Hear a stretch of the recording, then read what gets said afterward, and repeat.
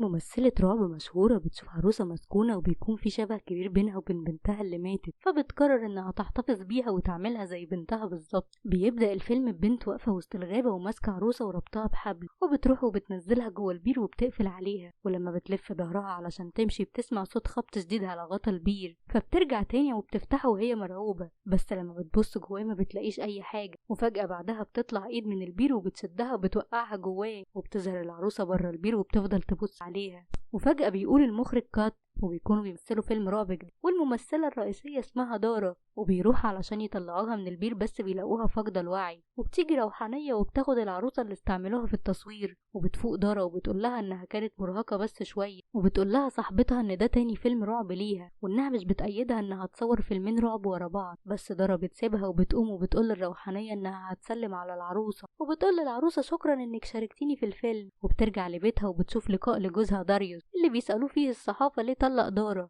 وهل السبب كان واحدة ست ولا لا. وبتجيلها رسالة من مساعدتها جيني اللي بتقول لها فيها انهم ممكن ينتقموا من كين بالسحر الاسود لانها كانت سبب في طلاقها من جوزها. بس بتبعت لها دارا وبتقول لها انها مش فاضية للحاجات دي، وبتقاطعها الخدامة بتاعتها وبتقول لها ان بنتها امبون مش عايزة تلبس الفستان اللي هي جابته لها، وبتقول لها انها عايزة تفضل لابسة الفستان اللي ابوها جابه لها. وبتتعصب دارا وبتقول للخدامة ان امبون بتفضل كده فترة اول ما بترجع من بيت ابوها، وبتروح لها وبتحاول تقنعها تلبس فستانها الأحمر، وبتقول لها إن هم عايزين يلبسوا زي بعض. بس إمبون بترفض وبتقول دارا للخدامة تلبسها الفستان حتى لو بالإجبار علشان هما الاتنين هيروحوا يحضروا بيه العرض الأول من الفيلم. وبيروحوا كلهم علشان يحضروا العرض الأول للفيلم، بس قبل ما بتدخل العرض بتقعد وبتشكر وافي اللي بيكون المنتج بتاع الفيلم، وبتقوله إنها مبسوطة علشان هو اداها الدور ده، وإن المنتجين الباقيين رفضوا يشغلوها بسبب إشاعات طلاقها من داريوس جوزها. وبيدخلوا العرض وبتكون دارا لابسة فستان أحمر هي وبنتها إمبون، وبيكون الفستان ده شبه فستان العروسة بتاعة الفيلم. وبتقول للصحافة إن هي اتطلقت هي وداريوس بسبب كين المساعدة بتاعته. وبتشوف إمبون العروسة واقفة ورا البير في ديكور العرض، بس بتختفي بسرعة، وبتاخد التليفون وبتروح عشان تكلم ابوها، وبتفضل تقوله انها خايفة جدا. بس بتروح جيني وبتقول لدارا ان امبون بتكلم داريوس في التليفون، وبتروح دارا وبتاخد التليفون من امبون، وبيقول لها داريوس ازاي تاخد بنتهم لعرض اول لفيلم رعب. فبتقول له دارا انها عايزاها تكون شجاعة مش عايزاها تطلع جبانة زيه، وبتقول له يبطل يدلعها ويبطل كمان يخلي عشيقته تقرب منها. بس داريوس بيقول لها ما تتكلمش عليها كده، وان هي مش عشيقته هي مراته. وبتقفل معاه التليفون وبتقول لإمبون انها هتاخد التليفون منها، وبتمشي دارا وبتروح المربية بتاعت إمبون تجيب حاجة، وبتفضل إمبون لوحدها، وبتشوف الدبدوب بتاعها بيقع على الأرض، وبيفضل الدبدوب يتسحب لغاية أوضة بعيدة. ولما إمبون بتروح الأوضة ديت بتشوف العروسة، وبيكون جنب العروسة ديت الدبدوب بتاعها، وبيكون وراهم هما الاتنين خيال أسود كبير. بيفضل الخيال ده يكبر لغاية ما بيبقى ضخم جدا، وبتكون إمبون خايفة لغاية ما بتيجي المربية بتاعتها، وبتسألها إمبون ايه اللي بيظهر ده. بس لما المربية بتبص متلاقيش حاجة، وبتستغرب وجود العروسة في الأوضة، وبتاخد الدبدوب بسرعة وبتمشي من الأوضة هي وإمبون لأنها حاسة بإحساس غريب جدا وهي واقفة في الأوضة. وفي نفس اليوم بالليل بتكون إمبون نايمة في أوضتها وبتحس بحاجة في الأوضة، وبعدها بيتفتح باب أوضتها لوحده وبيتقفل تاني بسرعة. ولما بتبص بره ما بيكونش فيه أي حد، وبتاخد البطانية بتاعتها وبترميها على المكان اللي هي حاسة إن فيه حد فيه، ولما بترميها بتكون شكل بني آدم. وبتقول لها إمبون انت مين؟ هو انت شريرة ولا لأ؟ وبتشيل الغطا يمكن تشوف حد، بس ما بتلاقيش حد تحت البطانية. وفجأة بيظهر شيء مرعب فوق دماغ إمبون وبتفضل تصرخ جامد، بس دارا ما بتسمعهاش لأنها بتكون مع وافي المنتج، وبيقربوا هما الاتنين مع بعض، وبتخليه يفضل يقول لها انه بيحبها جدا، وبتخليه كمان يقول لها انه احسن من داريوس جوزها، وبيدخلوا هما الاتنين في علاقة مع بعض. وبعد شوية بيصحى من النوم وبتقوله يمشي علشان بنتها ما تشوفوش في البيت، وبتسيبه وبتقوم تدخل الحمام. وبيجيلها رسالة من جيني بتقول لها فيها تشوف المنشور اللي كين مرات طليقها نزلته، ولما بتشوف المنشور بتكون صورة ليها مع إمبون وهي حضناها. وبتتفاجئ دارا بعدها ان إمبون واقفة وراها، وبتقول لها انت ما بتحبيش بابا وبتكذبي عليا، وبتسيبها وبتنزل بسرعة على السلم. وبتقول لها وهي نازله انها هتروح تقعد مع ابوها في البيت، بس دارا بتمسكها وبتقول لها ما تقولش كده تاني، وانها تديها الفرصه تشرح لها كل حاجه. وبتظهر ايد على السلم وبتشد إمبون، وبتقع إمبون من على السلم على تمثال خشب وبتموت. وبتفضل دارا تصرخ وبتفتكر انها وقعت بسببها لانها ما شافتش اي حاجه تاني. وبيبلغوا الاسعاف وبيروحوا المستشفى، وبيعرفوا هناك انها ماتت خلاص. بيوصل داريوس ومراته للمستشفى، وبيسأل دارا ازاي بنت وقعت الساعه 2 بالليل ومن على السلم، فبتزعق معاه وبتقوله ان كل اللي حصل ده حادثه، وتاني يوم بتكون دارا قاعدة في جنازة بنتها، وبيوصل داريوس الجنازة ومعاه كين مراته، وبتتعصب دارا وبتقوله انها مش عايزة تشوف الست اللي دمرت بيتها وسبب كل حاجة حصلت لها. بس داريوس بيقول لها انها كانت بتحب إمبون برضه، وبيشاور لكين عشان تخرج تستناه بره. وبتحس دارا ان الكفن بيتحرك من عند مناخير بنتها، وبتفضل تصرخ وبتقول لهم ان إمبون بتتنفس، بس بيفضلوا يهدوها لغاية ما الدفن بيتم. وبترجع للبيت وبتفضل قاعدة 3 أيام كاملين مكتئبة وما بتاكلش ولا بتشرب. وبتيجي جيني للبيت وبتسأل الخدامة عليها، وبتعرف انها قاعدة في اوضتها، ولما بتدخل لها بتعرف انها كانت بتحاول تنتحر، وبتشوف انها خدت علبة البرشام كلها، وبتخليها ترجع البرشام، وبتقول لها دارا تسيبها تموت، وانها بتحب إمبون وحاسة بالذنب وعايزة تقابلها، وانها مش هتعرف تشوفها غير لو ماتت. بس جيني بتقول لها انها هتخليها تقابلها من غير ما تموت. وبتلبس دارا وبتاخدها جيني بالعربية المكان في وسط الغابة، بيكون المكان ده بيت دجال. وبتسألها دارا ليه جابت دبدوب بنتها معاها، وازاي الدبدوب ده موجود وهي كانت سايباه عند قبر بنتها. بس جيني بتقول لها انه لازم يكون موجود لانه المفضل عند إمبون. وبيدخلوا هما الاتنين للدجال، وهناك الدجال بيعمل لها سحر على عروسة خشب صغيرة، وبيقول لها ان العروسة دي فيها روح بنتها، وبيطلب منها تعملها زي بنتها بالظبط، وتأكلها وتشربها وتاخد بالها منها. وبتخرج دارا وجيني من بيت الدجال، وبتتعصب على جيني وبترمي العروسة الخشب في الأرض، وبتقول لها انها ممكن تكون مفتقدة بنتها، بس هي مش مجنونة لدرجة انها تفتكر ان العروسة الخشب دي بنتها. وبعد لما بتركب العربية وبتمشي هي وجيني، بيخرج الدجال وبياخد العروسة اللي اترمت على الأرض. ولما بترجع دارا للبيت بتشوف ان في حد في البيت، ولما بتدخل أوضة إمبون بتكتشف ان داريوس جوزها موجود، وبتشوفه وهو ماسك هدوم بنته وبيعيط، وبيقول لدارا ان هو مفتقد إمبون جدا، وبيطلب منها تديله الدبدوب بتاعها يحتفظ بيه، وبياخده منها. وبترفض دارا تتكلم معاه وبتخليه يخرج بره بيتها بسرعة. وعند وافي المنتج بيكون معاه بنت جديدة في الشقة، وبيكون هو بيستغل البنات وبيدخل معاهم في علاقة، وبيوهمهم ان هو هيديهم ادوار في افلامه الجديدة.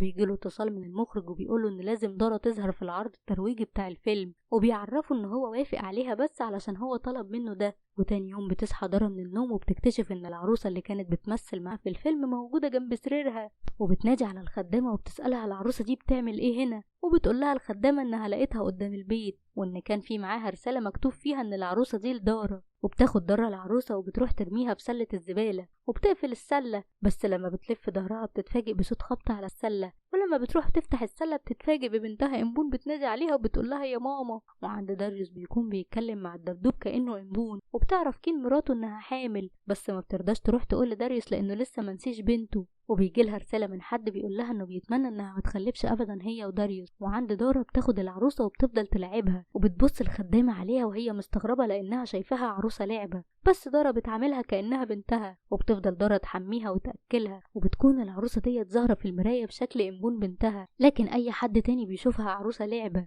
وبتفضل دارا تسرح شعرها وبتقول لها انها ممكن تلبس الفساتين اللي هي عايزاها، بس العروسة بتكلمها بصوت إمبون وبتقول لها انها تلبس فساتينها هي بس. وبتأكلها دارا وبتشوفها بتاكل، بس الأكل في الحقيقة بيكون بيقع على الأرض. وبتطلب من الخدامة تجيب لبن لبنتها، وبتفضل تشربه على العروسة وبيقع على الأرض هو كمان. وبتحضر دارا العرض الترويجي للفيلم ومعاها العروسة على حجرها، ولما بيسألها صحفي عن فقدان بنتها بتحسس على شعر العروسة، وبتقول للصحفي ان بنتها ما ماتتش وانها معاها دايما وبتكون جنبها وبتفضل تحميها. وبيقول المخرج انه هيعمل سلسلة افلام وهتكون دارا بطلتها. وبتقوم الممثلة اللي وافي وعدها بالتمثيل، وبتقول قدام الصحافة انها هتمثل مع دارا. وبيخرجها وافي من المؤتمر الصحفي وبيقول لها انت ازاي تقولي كده، وبيتهمها بالجنون، بس هي بتتعصب وبتقول ان هو ضحك عليها وجاي دلوقتي عامل نفسه ما يعرفهاش. وبتخرج دارا وبتسمع كلامهم وبتقول لها انه قال لها قبل كده ان هو بيحبها، بس هو ما قدرش يضحك عليها زيها، وانها حتى لو خدت فرصتها ومثلت عمرها ما هتكون شاطرة زيها. وبتسيبهم هما الاتنين واقفين وبتمشي.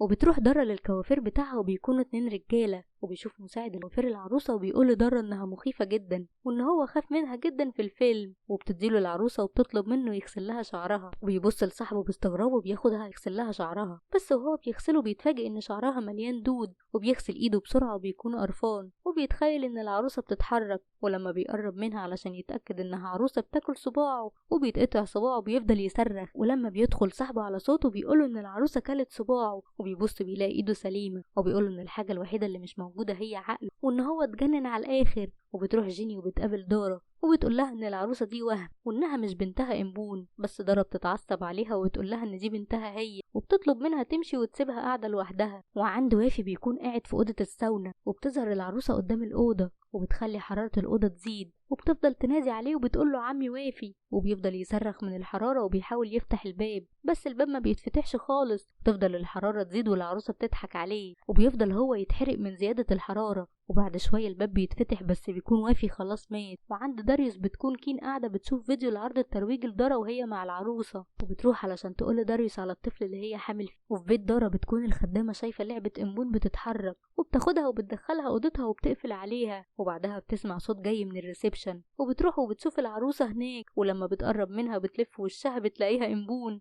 وبتكون امبون وشها كله دم وبتقول لها انها جعانه، وبتطلب منها انها تاكلها. بس الخدامه بتترعب وبتجري وبتقفل الاوضه عليها، وبتتصل بداريوس بسرعه وبتقوله ان دارا مش طبيعيه وان العروسه دي كمان مخيفه جدا. وبتكون سامعه صوت امبون وهي بتنادي عليها، وبتدخل لها روح العروسه من تحت الباب وبتصرخ الخدامه وبتموت. وبتكون دارا نايمه كل الوقت ده والعروسه طايره فوقيها ومش حاسه باي حاجه. ولما بتفتح عينيها بتشوف الكائن الوحشي اللي جوه العروسه شكله مخيف جدا، مش زي شكل العروسه اللي هي متعوده عليه. وبتفضل تصرخ بس بيخرج منه حاجه وبتدخل جوه بق دارا. وبعد شويه بتكلم دارا داريوس وبتقوله انهم لو كانوا سوا كانت حياتهم هتبقى كويسه، وبتقوله يجي يقابلها في الفيلا بتاعتهم وانها هتستناه هناك هي وامبون بنتهم. ولما بتقفل معاه بتكون قاعده بتلحس الدم اللي على ايد العروسه اللي متجسده في شكل امبون بنتها.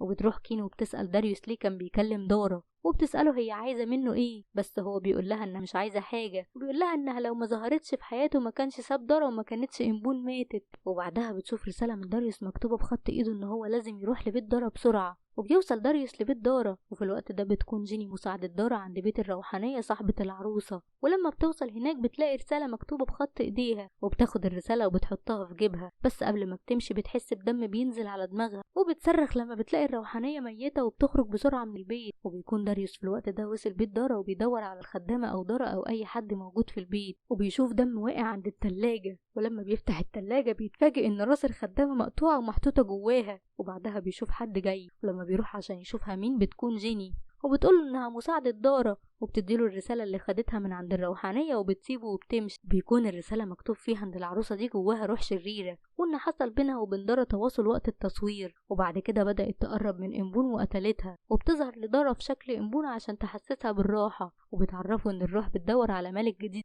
وبتكون كين بتكتب رسالة في الوقت ده لداريوس وبتقوله فيها انها هتروح تقعد عند ابوها اسبوعين تاخد فيهم القرار المناسب. بس بيجيلها اتصال من واحدة قبل ما تمشي بتقولها ان داريوس بيخونها مع دارا، وانها لو مش مصدقة تروح فيلا شهر العسل بتاعتهم وهتشوفهم هما الاتنين هناك. وبتظهر جيني وهي قاعدة مع الدجال وبتقوله ان حبوب الهلوسة اللي هي حطتها لدارا بتجيب نتيجتها، وبنعرف انها هي اللي قتلت الروحانية علشان تقدر تاخد منها العروسة وتديها لدارا، لان دارا رفضت تصدق فكرة العروسة الخشب. وبتحكي للدجال انها كانت بتحاول تقرب من داريوس لانها بتحبه، وعشان كده هي عايزة تجنن دارا وكين وعايزاهم هما الاتنين يموتوا وتفضل هي جنب داريوس. وبنعرف كمان انها سبب طلاق دارا لانها زرعت الشك في قلب دارا من ناحية كين، وان هي اللي كانت بتبعت الرسائل لكين عشان تخليها تفكر ان دارا هي اللي بتهددها. وبتكون دارا في الوقت ده قاعدة في الفيلا هي والعروسة وبتحضر الغدا، وبتفضل قاعدة مستنية داريوس. وبتوصل كين الفيلا وبتفضل تنادي عليه، بس بتشوف العروسة على السفرة وبتاخدها وبتفضل تنادي على دارا، وبتقول لها انها سبب موت امبون وان دي مجرد عروسة مش بنتها وانها اتجننت. بس بتتفاجئ بامبون واقفة وهي ماسكة العروسة في ايديها وبتنادي عليها وبتجري،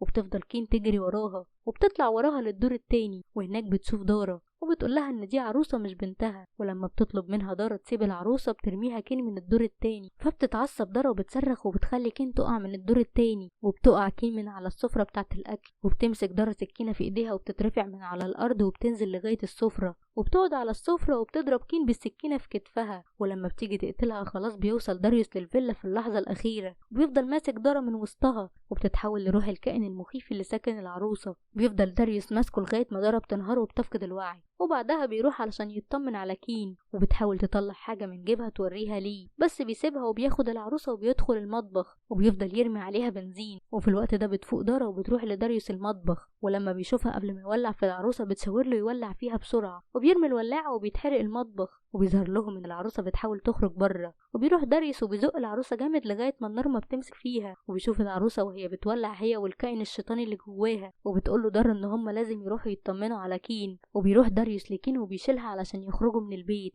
وبتخرج دارا تستناهم بره. بس لما بتخرج بتتفاجئ بجين موجوده، وبتقول لها جين ان داريوس ما حبهاش خالص، وانها هي اللي قالت له على كل حاجه وحشه دارا عملتها، وانها هي كانت سبب انهم يبعدوا عن بعض، وبتقول لها ان هو خانها كمان معاها. بس دارا مش بتصدقها وبتقول لها انها موهومه، وان داريوس حبيبها مش خاين، وان هو راجل كويس. وبتتعصب جيني وبتاخد السكينه وبتروح علشان تقتل دارا، بس داريوس بيلاحظها وبيروح وبيحضن دارا وبياخد السكينه بدلها وبيقع وبيفقد الوعي. وبتحاول جيني تاخد السكينه تاني وبتروح علشان تموت دارا، بس بتتفاجئ دارا انها ما ماتتش، وبتشوف ان كين ضربت جيني بالسكينه في ظهرها وماتت، وبتقوم وبتحضن كين وبتشكرها، وبياخدوا داريوس وبيركبوه العربيه علشان يروح المستشفى. بس بيكون داريوس خلاص مات. وقتها بتطلع جيني من جيبها صورة الطفل اللي هي حامل فيه، وبتوريها لدارا وبتعرفها انها حامل، وبيتحركوا هما الاتنين بالعربية، وبيظهر وراهم الفيلا وهي بتولع من كل مكان، وبيخرج من وسط النار الدجال اللي عمل السحر على العروسة.